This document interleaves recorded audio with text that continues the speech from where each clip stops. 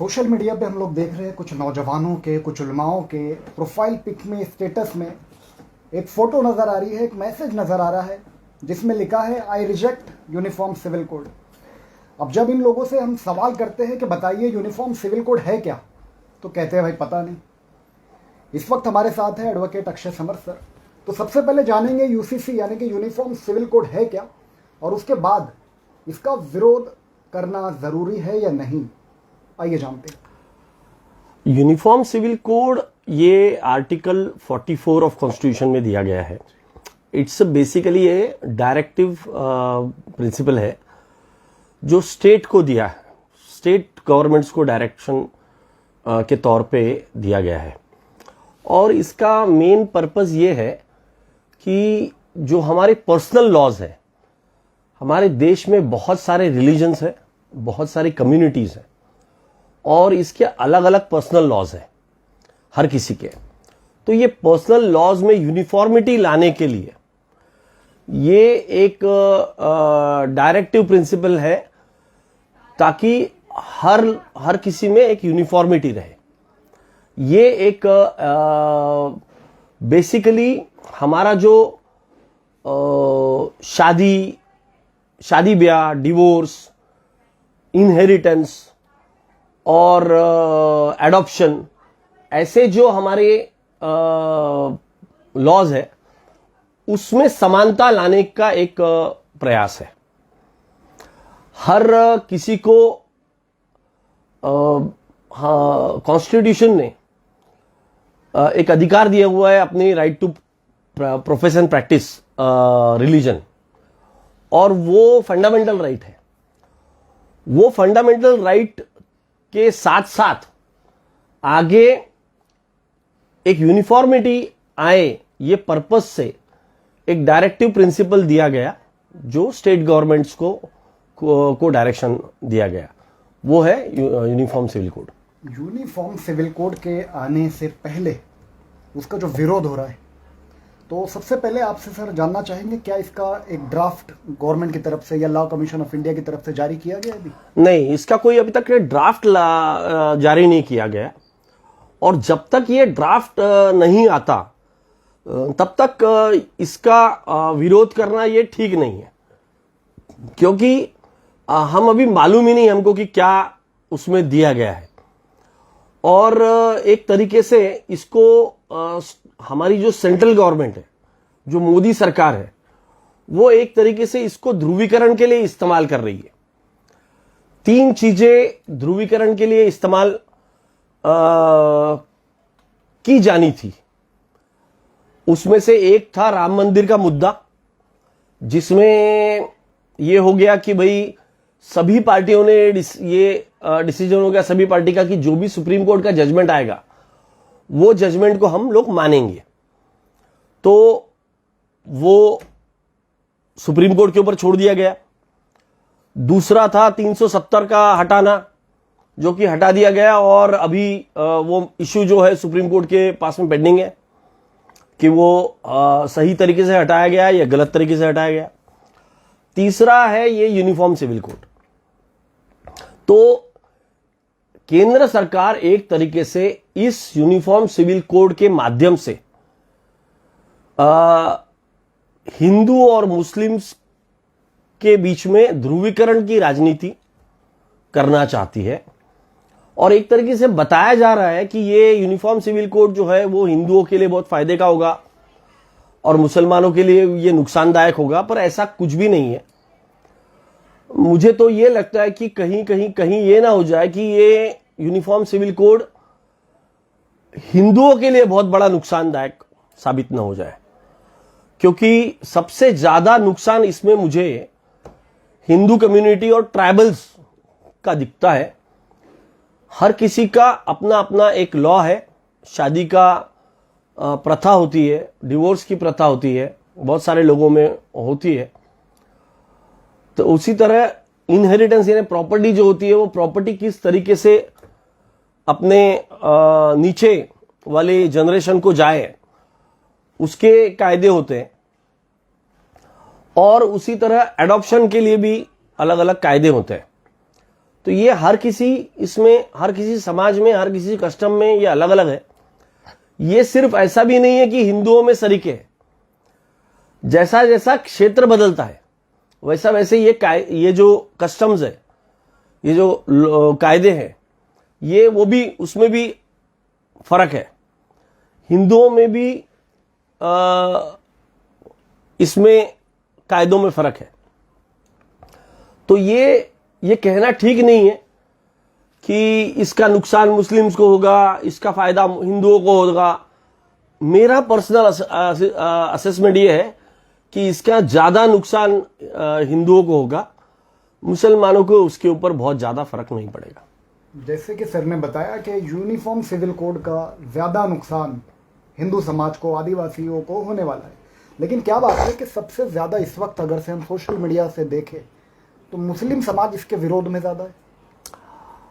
देखिए, विरोध तो सभी को, यानी देखिए अब तक तो पता नहीं है कि इसका ये क्या है, इसमें ड्राफ्ट ही नहीं आया, तो अभी तो ये सब प्रीमैच्योर है। इसमें विरोध करना, ये सब होना अभी प्रीमैच्योर है। यूनिफॉर्मिटी होनी चाहिए, किसी भी कायदे में यूनिफॉर्मिटी होनी चाहिए, पर कहीं कहीं आपको प्रथा भी देखनी पड़ती है, कस्टम्स देखने पड़ते हैं। भाई मैं हिंदू हूं, मुझे जलाया जाने वाला है, आप मुसलमान हैं, आपको दफनाया जाने वाला है, तो ये सदियों से चलते आ रहा है। ये ऐसा चलने से किसी को नुकसान तो नहीं है, तो इसमें अगर कोई बदल किया जाए तो ये हमें हर्ट करता है।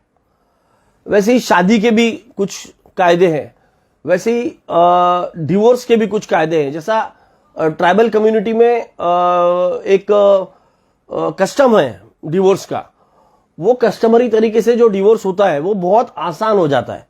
आज हम देख रहे हैं हमारे लीगल बैटल्स, अगर एक व्यक्ति डिवोर्स देने के लिए तैयार है और दूसरा नहीं, यानी हस्बैंड वाइफ में एक तैयार है और दूसरा नहीं तैयार है, तो कभी कभी वो डिस्प्यूट जो है वो 10-10 साल तक के खींचता है।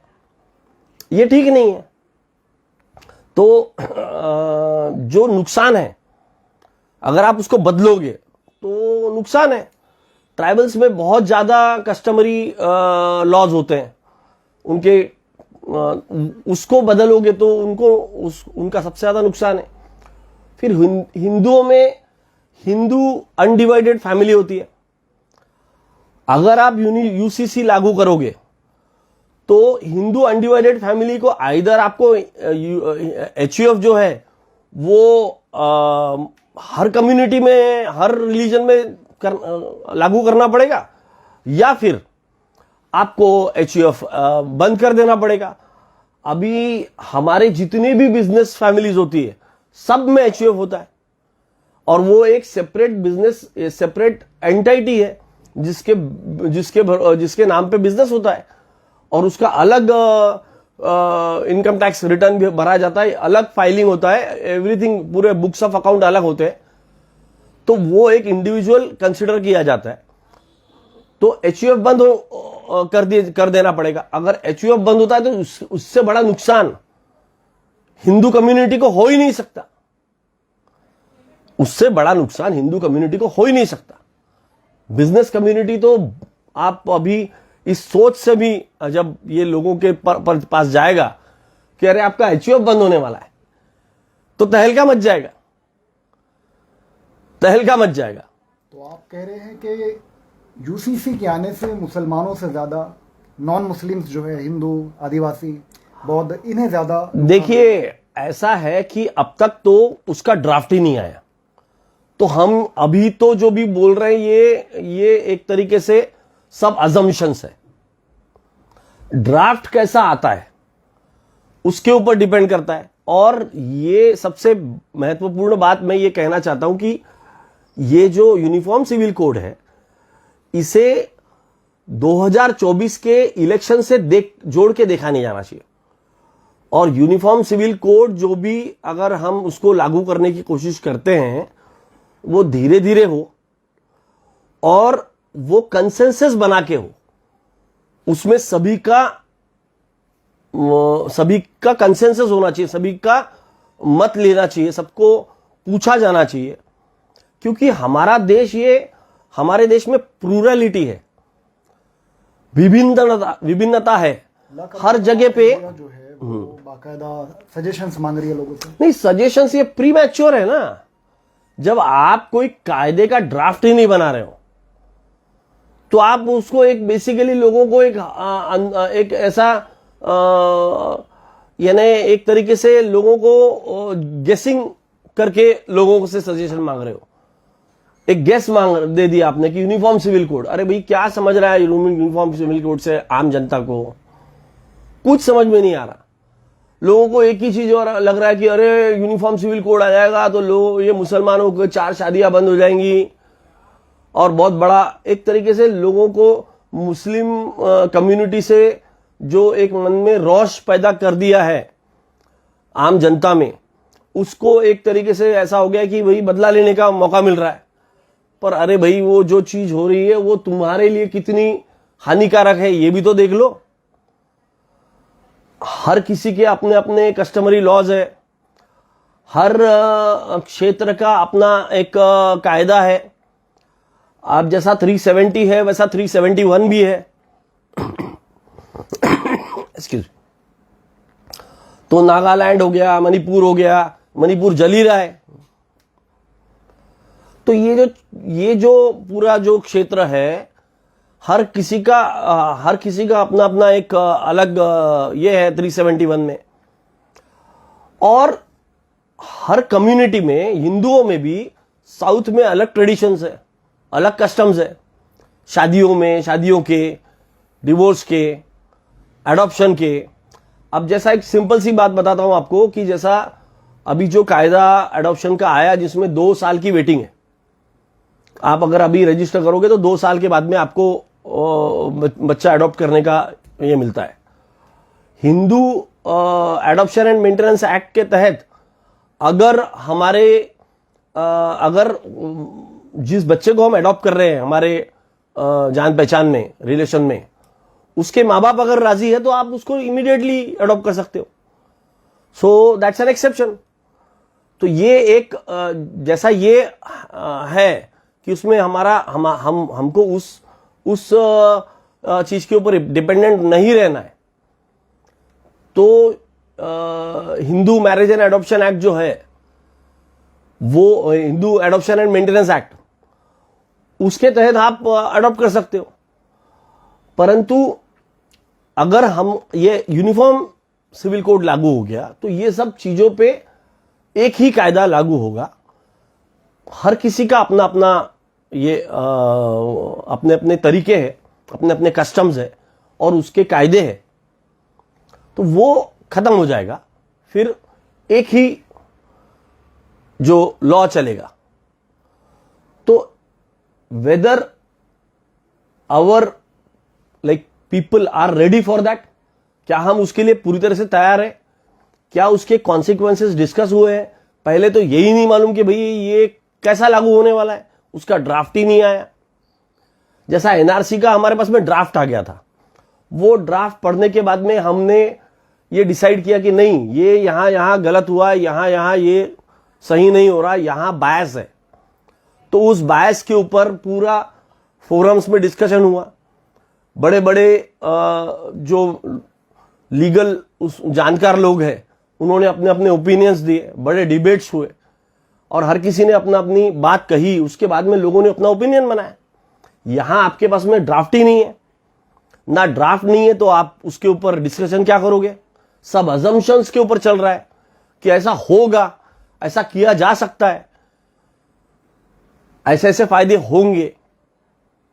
अब वो ड्राफ्ट आएगा तो उसमें पता चलेगा कि भैया एक पर्टिकुलर रिलीजन के खिलाफ बायस है, तो फिर वो बाहर निकलेगा। तो जब तक ड्राफ्ट नहीं आता तब तक के आप अगर उसमें आप अपने ओपिनियंस बुला रहे हो कि वो सही है या नहीं है, तो वो प्रीमैच्योर है। अनलेस एंड अनटिल आप पूरा परफेक्ट ड्राफ्ट नहीं दे रहे हो तब तक उसके ऊपर क्या कहा जाए? कोई कुछ कह ही नहीं सकता। आइडिया एक जो है कि भैया यूनिफॉर्म होना चाहिए, हर कोई मानेगा कि हाँ भाई सर किसी में भेदभाव नहीं होना चाहिए, पर वो भेदभाव सही में भेदभाव है क्या? मैं अगर जलाया जा रहा हूं और आप अगर दफनाए जा रहे हो मृत्यु के बाद में, तो वो भेदभाव है क्या? आपको वो भेदभाव लगता है क्या? मुझे तो नहीं लगता भेदभाव। अगर मेरी शादी या हमारे हिंदुओं में एक अलग एक रिवाज से शादी होती है और मुस्लिम्स में अलग रिवाज से शादी होती है, वो भेदभाव है क्या? क्या उसे भेदभाव माना जाएगा या क्या वो भेदभाव हमें लगता है? ये तो फ्रीडम ऑफ रिलीजन है। वही हमारा जो कॉन्स्टिट्यूशन है उसने जो हमको फंडामेंटल राइट्स में जो अधिकार दिए हैं, right to profess and practise my religion, वो उसमें कवर हो रहा है। और अगर हम इस दोनों को कंपेयर करें तो फंडामेंटल राइट्स जो है ये डायरेक्टिव प्रिंसिपल्स के ऊपर ओवरराइड करेगा। अगर दोनों का कॉन्फ्लिक्ट होता है तो what will prevail is fundamental right. Fundamental right is more like उसको ज्यादा वैल्यू है, उसको ज्यादा लीगल वैल्यू है, लीगल सैंक्शन है। ये तो क्या है कि ये आपको स्टेट्स को कहा गया है कि यू आगे इंश्योर करो कि यूनिफॉर्मिटी रहे। और वो यूनिफॉर्मिटी ऐसे ही लॉज है ना, यूनिफॉर्मिटी जैसा स्पेशल मैरिज एक्ट में अगर कोई दो अलग अलग धर्म के लोग हैं जिनको शादी करना है तो वो स्पेशल मैरिज एक्ट के तहत शादी कर सकते हैं। तो मैं कहूंगा कि स्पेशल मैरिज एक्ट ये एक बढ़िया यूनिफॉर्म सिविल कोड का एग्जाम्पल है कि उसमें भाई किसको अगर मेरे को लग रहा है कि नहीं मुझे मेरे धर्म के रिवाज के बाहर जाके मुस्लिम लड़की के साथ में शादी करना है तो मैं स्पेशल मैरिज एक्ट के तहत शादी कर सकता हूं। वहां दोनों एक्ट्स का कोई कॉन्फ्लिक्ट नहीं है। हिंदू लड़का है, मुस्लिम लड़की है, मुस्लिम लड़का है, हिंदू लड़की है, वो स्पेशल मैरिज एक्ट के माध्यम से शादी कर सकते हैं। It's a best example of UCC.